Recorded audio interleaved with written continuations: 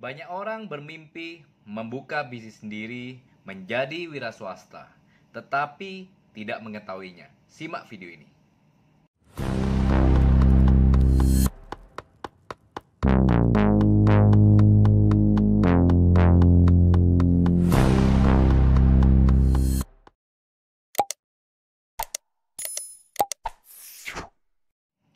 Selamat datang kembali di YouTube channel dan podcast Andi Swanda. Banyak orang ingin memulai bisnis, tetapi tidak tahu cara memulainya.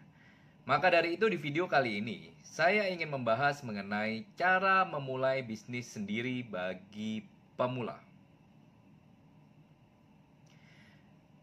Memang cita-cita menjadi seorang entrepreneur, menjadi seorang bos, itu adalah cita-cita yang diimpikan banyak orang. That is many people dream. Tetapi Anda harus tahu bahwa fakta banyak yang pengen menjadi pengusaha, tetapi tidak sedikit juga yang tidak sukses. Statistik mengatakan banyak yang ingin menjadi pengusaha sukses, tetapi sedikit yang berhasil. Statistik bisnis baru yang dibuka, dalam 5 tahun pertama, 80% dari bisnis baru itu tutup, atau bahasa kerennya adalah bankrupt. Dan sisanya 20% itu pun di 5 tahun yang kedua, itu pun beberapa juga akan tutup. Memang tidak mudah, tidak seperti bayangan orang. Orang hanya berpikir bahwa menjadi pengusaha bisa kaya.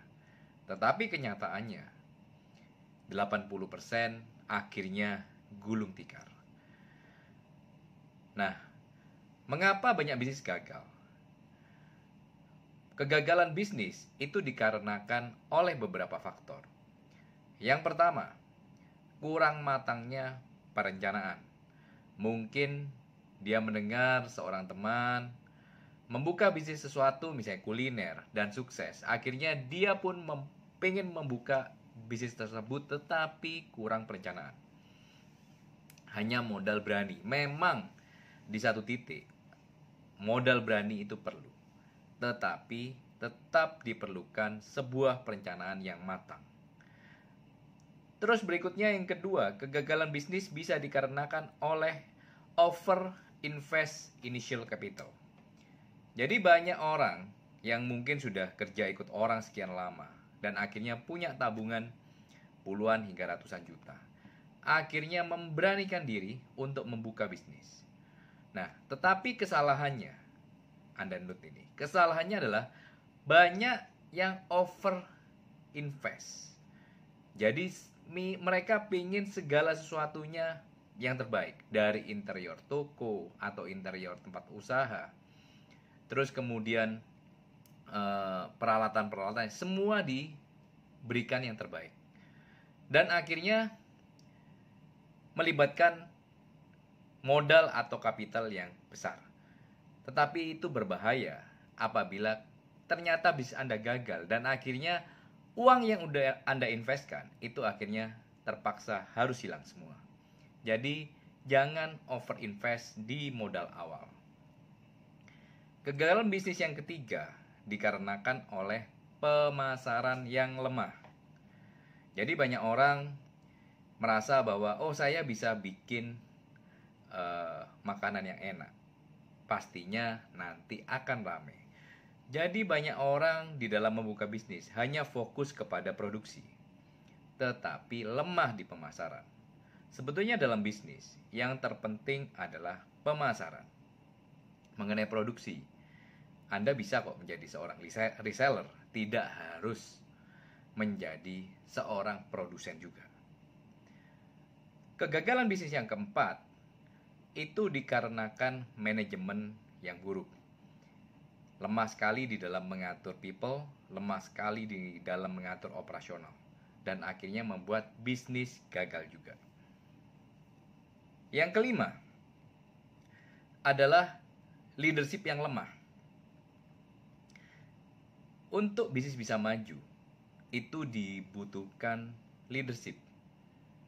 Tanpa leadership yang baik, Anda akan gagal mengkomunikasikan apa yang Anda mau kepada tim Anda, kepada klien Anda, dan akhirnya ujung-ujungnya membuat kegagalan di dalam bisnis itu juga. Dan yang keenam adalah keuangan bisnis dan keuangan pribadi dicampur. Jadi seringkali banyak orang rekening bisnis itu juga dipakai untuk membiayai pengeluaran pribadi. Dan akhirnya tanpa disadari karena pengeluaran pribadi terlalu besar, membuat akhirnya keuangan bisnis Anda juga ikut terganggu. Dan akhirnya membuat bisnis Anda juga kekurangan likuiditas dan membuat bisnis Anda bankrupt. Jadi di sini saya akan memberikan 5 langkah di dalam memulai bisnis sendiri. Yang pertama, mengenai ide bisnis. Banyak orang bertanya, saya ingin memulai usaha, tetapi bidang apa yang akan saya mulai? Sebetulnya ide bisnis itu bisa dimulai dari hobi Anda, dari passion Anda. Kalau memang Anda hobi foto, mungkin Anda bisa memulai sebuah usaha fotografi. Kalau Anda suka masak, mungkin Anda bisa memulai dengan kuliner.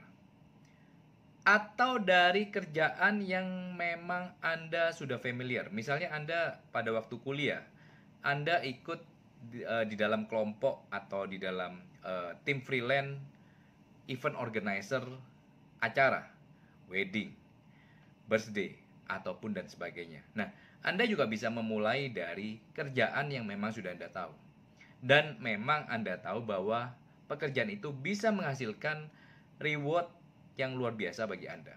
Jadi jangan bingung mengenai ide bisnis. Starting dari yang dimana Anda suka atau Anda sudah tahu. Terus langkah yang kedua, mulai saja dulu. Kalau memang ide sudah ada. Don't overthinking. Jadi banyak orang punya ide yang luar biasa, merencanakan secara detail, tetapi tidak jalan-jalan.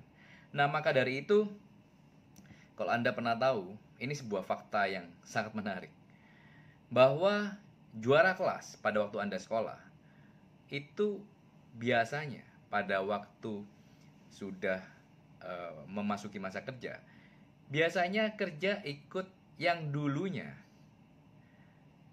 itu nggak naik kelas, atau yang paling bandel di kelas. Jadi biasanya orang yang pintar secara akademi, biasanya di dalam memulai sesuatu itu overthinking, tidak segera melangkah. Tetapi tidak dengan orang yang akademinya buruk, biasanya gampang sekali untuk melangkah. Oke. Jadi seperti teori Nike atau logo Nike, just do it aja. Jadi Anda punya ide, just do it, nggak usah nunggu-nunggu. Step yang ketiga, memulai sebuah bisnis itu tidak harus Anda bisa produksi sendiri.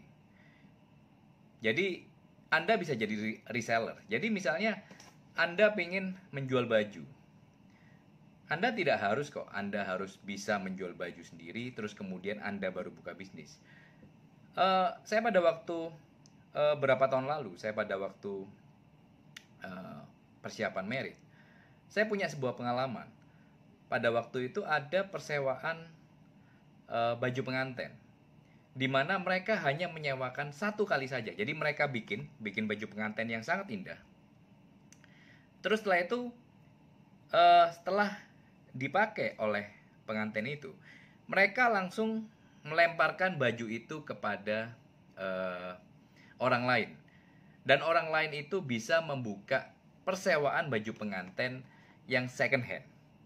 Nah, itu sebuah peluang bisnis. Jadi Anda ingin membuka sebuah persewaan baju pengantin, Anda tidak harus bisa membuat baju pengantin itu sendiri. Anda bisa menjadi reseller.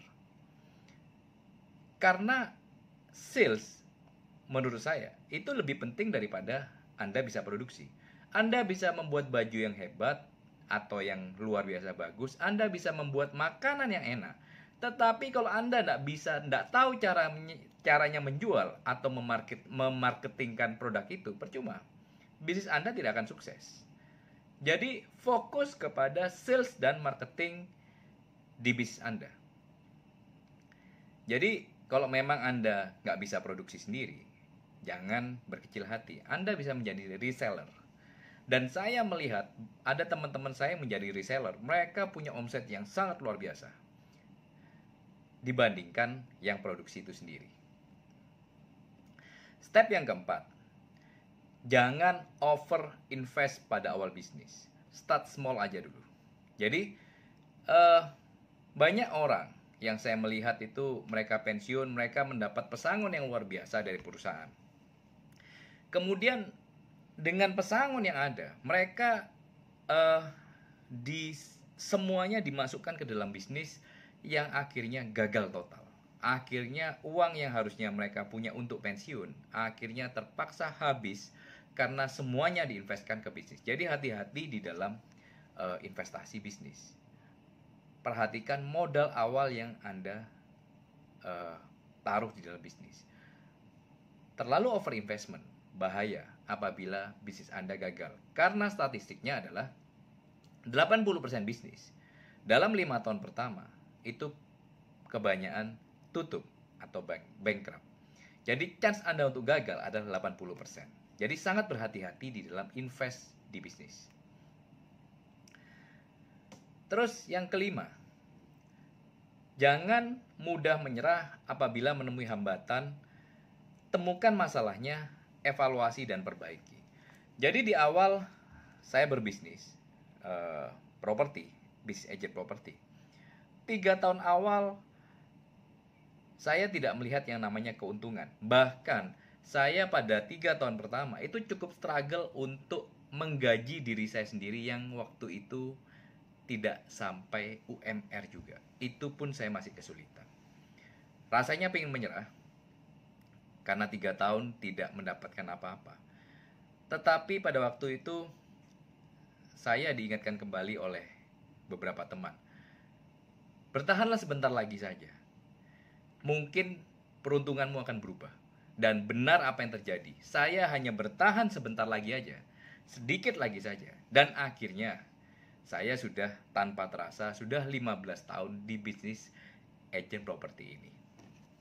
Jadi kalau memang Anda menemukan masalah, temukan masalahnya, evaluasi dan perbaiki. Dan di situ Anda tanpa Anda sadar, bisnis Anda akan menjadi luar biasa besar dan mendapatkan yang namanya efek bola salju. Jadi semoga konten ini dapat membantu Anda yang ingin memulai sebuah bisnis. Thank you.